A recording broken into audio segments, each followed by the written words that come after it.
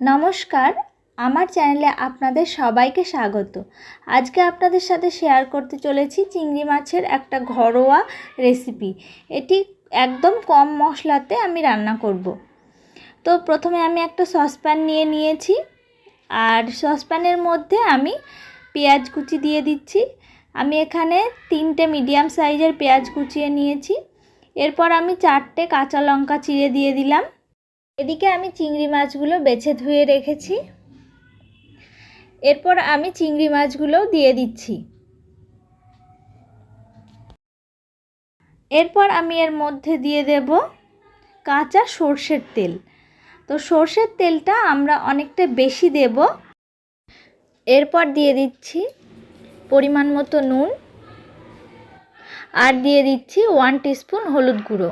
এবার আমি জল দিয়ে দিয়েছি, চিংড়ি মাছটা ডুবে যাওয়ার মতো জল দিতে হবে। তো আমি এবার ওভেনে সসপ্যানটা বসিয়ে দিয়েছি। তো 10 মিনিট মতো এটা হবে।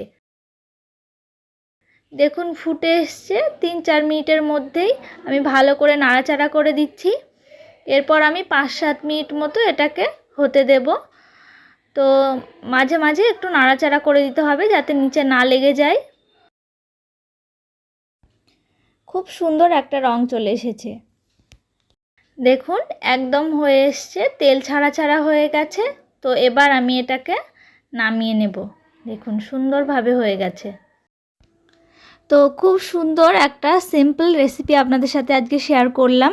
রেসিপিটি গরম ভাতের সাথে খেতে যেরকম দুর্দান্ত লাগবে, সেরকম এই গরমে জল দেওয়া পান্তা ভাতের সাথেও খেতে দুর্দান্ত লাগবে। তো আজকের রেসিপিটি আপনাদের কেমন লাগলো অবশ্যই কমেন্টে জানাবেন। ভালো লাগলে লাইক করবেন আর আমার চ্যানেলটি সাবস্ক্রাইব করবেন।